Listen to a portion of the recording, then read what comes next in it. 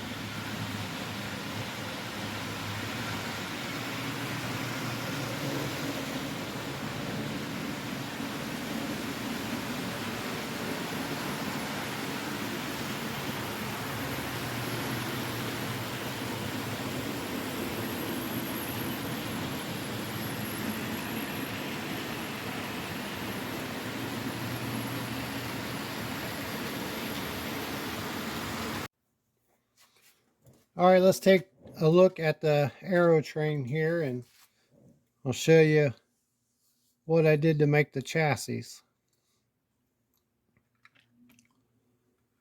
The locomotive, I used an Aerotrain SW1500 chassis, and the reason for that is because the wheel placement matches the wheel placement for the locomotive shell.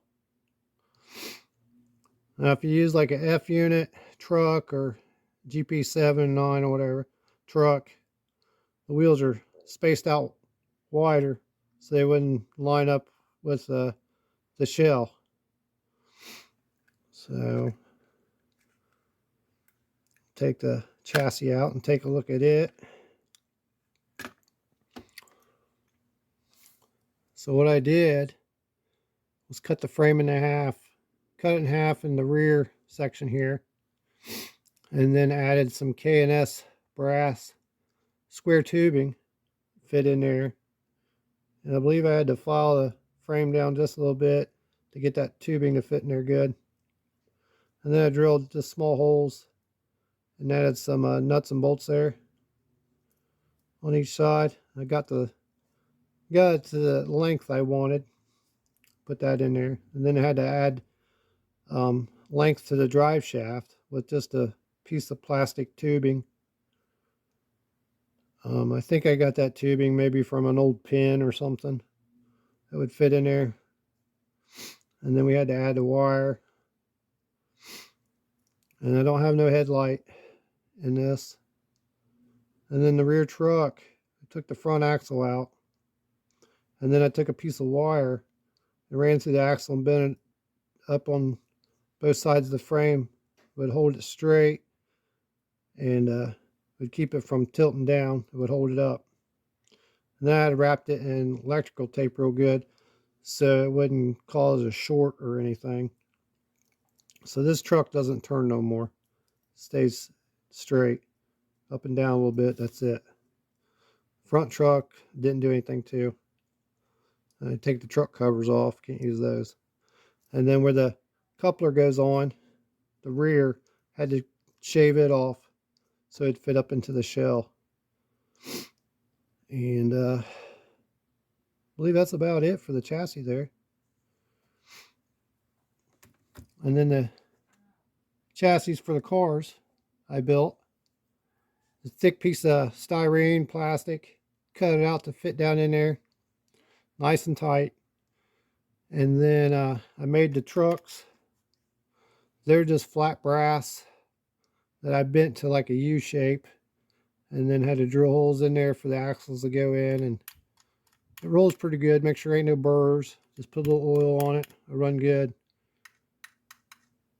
And screwed them to the chassis. And then we got Katy couplers. Just body mounted those. They set a lot lower than they would on a freight car and stuff. So you can't hook this to a freight car or a different locomotive. This set has to run together.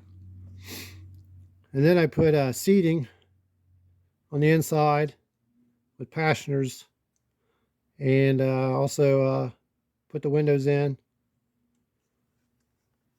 This set didn't have any windows or chassis when I got it, but I didn't glue the chassis in just so, because when I body mount the Katy couplers, I can pull the chassis down or move it up a little bit so I can get my correct heightness I need for them all to couple together. So they're in there pretty tight, but not tight enough where I can just move them in and out a little bit if I need to. And of course I had to add weights to each of the cars because they were super light. So there's ounce and a quarter of weight added to each one. They stay on the tracks a lot better. Before they would derail and just come off the track real easy, but I had to add a lot of weight to keep them down. So the locomotive has no problem pulling the extra weight. They're about as heavy as a good freight car.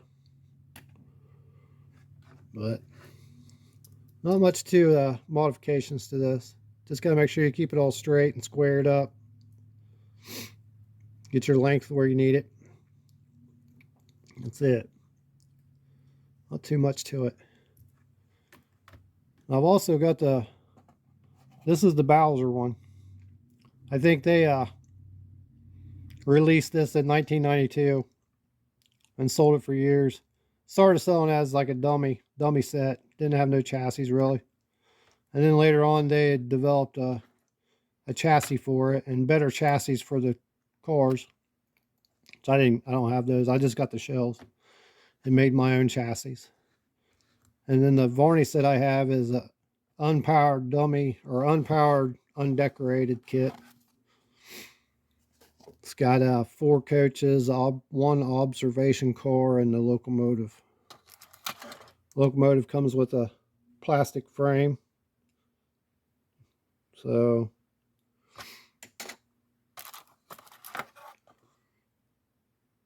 there's one side. It's nice. And the other side. So I got to put this together. It's got the glass in there for it and all that. And then let's take a look at one of the coaches. Let's see. See, here's how they originally are with the trucks. They just like glued in there, and there's a coupler. Just pins hold together. It's real light. Wouldn't stay on the track at all. Probably wouldn't even roll very good with that style in there. And it's got the diaphragms that go in between the cars. Got those. I don't have those for the Bowser one. So this one will probably be in a video where I build it. I've got an extra Aerotrain chassis that I'll be using for it. I'm not sure what paint scheme I'm going to use on it. So, but if you guys can get some shells, which I'm sure there's still some out there, or just an old Varney kit, just use the Aerotrain drive. They'll pull good. Easy to get parts for. Anything ever happens down the road and something breaks, you can find parts pretty easy for these. And I got these shells around 7 years ago. It was right after Bowser quit producing this. And I found a guy who bought a lot of the shells, I believe, from them, like on their fire sales they have. And I purchased these from him and built my own chassis for him. So it was pretty easy. And I started to build this when I got it a long time ago, and then I put it off to the side, and I'd built the chassis for it when I got it, and just haven't messed with it for a long time. And then I pulled it out of the cabinet and finished it up a while back. I just put the Katy couplers on and put the weights in. I had pretty much of it done. I just needed to finish it up. So then we're going to get started on the Varney version. So, but I think they had the molds from the Varney Aerotrain originally and cleaned them up some and produced their own for quite a while. So I'm not sure where and when they got the molds, but that's what they did.